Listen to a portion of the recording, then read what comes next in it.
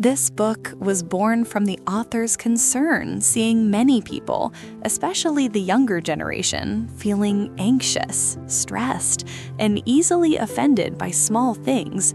Social media exacerbates the situation. Negative comments, life comparisons, and social pressure caused many people to lose their inner peace. In this fast-paced and demanding world, happiness often feels like a goal that is always snaking away in front of our eyes, difficult to grasp. Henry Manampiring found the answer in ancient philosophical wisdom, namely Stoicism, or as he interpreted, as the Terrace Philosophy. Stoicism is not just a dusty, abstract theory, but a practical and concrete guide to facing life's turbulence with more calm, rationality, and happiness. Imagine us sitting on the terrace of a house, chatting casually about life while weighing problems with a cool head and a calm heart. That is the spirit of the Terrace Philosophy. Simple, down to earth, relevant, and can be practiced by anyone, from students to CEOs, to find an oasis of calm in the midst of the hustle and bustle of modern life. Chapter 1. Getting to know Stoicism, a down-to-earth philosophy. Stoicism was born in ancient Greece around the 3rd century BC, pioneered by Zeno of Citium, who taught at the Stoa Poikile. However, the great figures who developed and popularized it came from diverse backgrounds: Seneca, the imperial advisor, Epictetus, a former slave, and Marcus Aurelius, the Roman emperor. This diversity shows the universality and practicality of Stoic teachings. The core of Stoicism is to clearly distinguish between things we can control, thoughts, attitudes, values, actions, and things we cannot control, the weather, other people's opinions, the past, fate, death. The biggest mistake of humans, according to these philosophers, is spending emotional energy and valuable time worrying about or being angry at things that are completely outside of our control.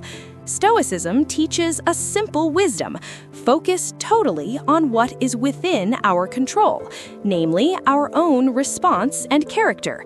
In that way, we build an internal fortress of calm that will not be easily shaken by the storm of ever-changing external things. Chapter 2. The Dichotomy of Control, the main weapon of Stoicism. The most important and practical concept in Stoicism is the dichotomy of control. This principle is not just a theory, but a daily mental exercise that asserts that peace of life will be achieved if we disciplinedly shift our attention only to things we can influence. A simple example in daily life: we cannot control whether other people like us, but we can control how we act politely and fairly. We cannot control whether the road is congested, but we can control our reaction by using the time to listen to a podcast or take a deep breath instead of being angry and frustrated.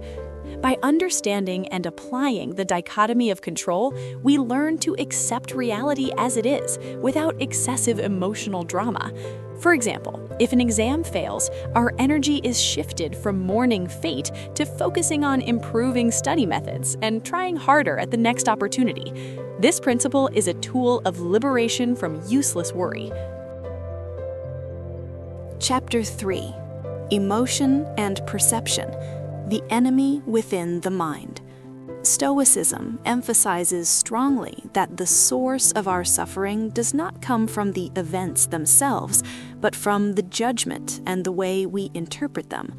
Between external events and our emotional reactions, there is a small space to choose perception, and that is where our freedom and power lie. Example: when losing a job, general perception might see it as a disaster and personal failure. However, a Stoic perception will try to see it as a disguised opportunity to start a new career or evaluate life's path. When someone criticizes us, we can choose to be immediately offended and angry, or make it material for reflection. Is the criticism valid, and can it be input for improvement? Epictetus said, "It is not things that disturb us, but our opinions about things." Thus, controlling perception is the first step to controlling negative emotions, such as anger, sadness, and anxiety that often dominate ourselves. Chapter 4. Living Simply and Happily.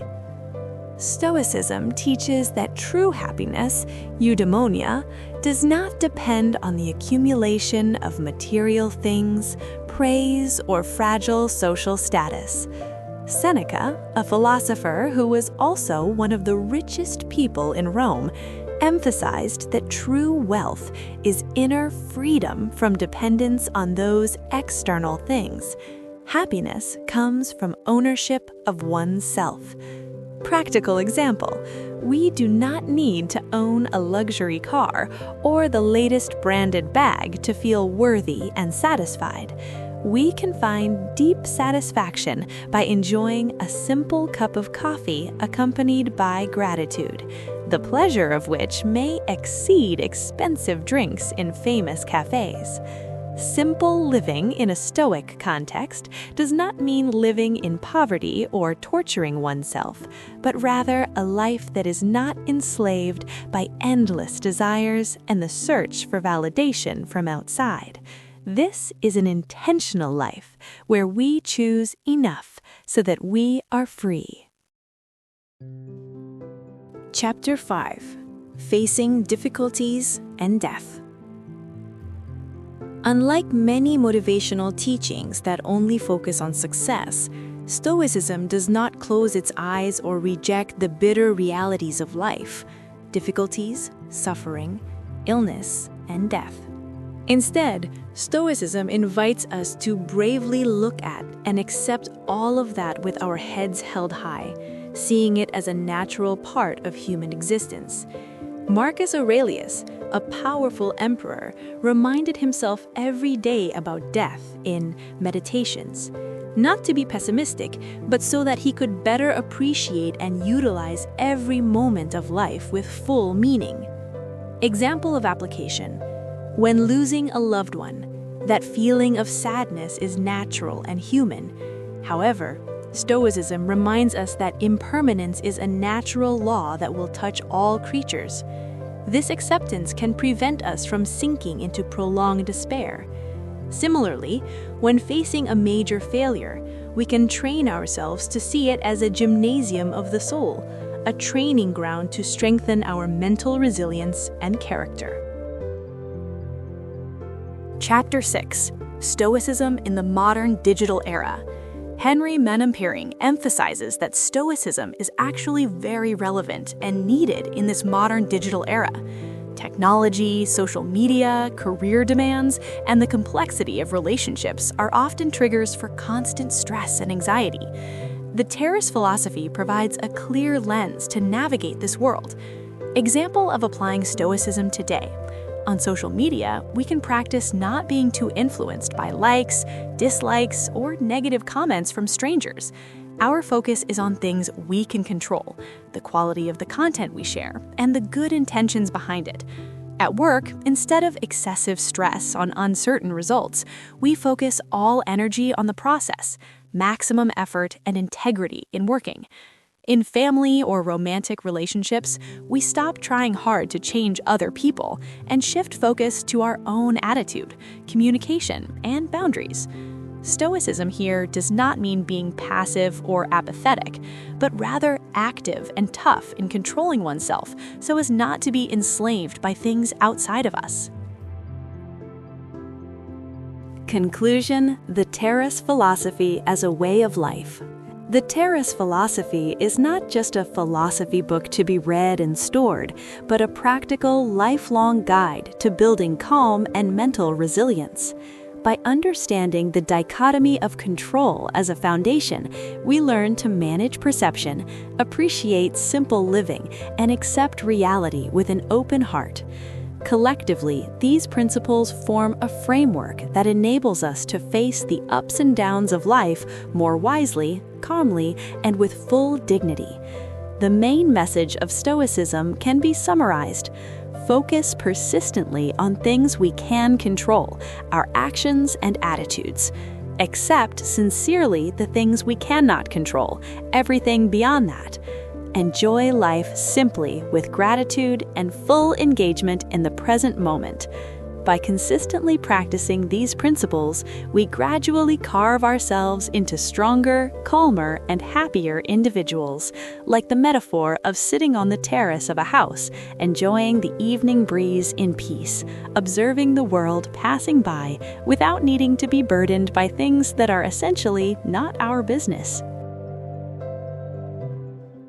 That concludes the book summary for this episode. Hopefully, the discussion opened up new insights for you.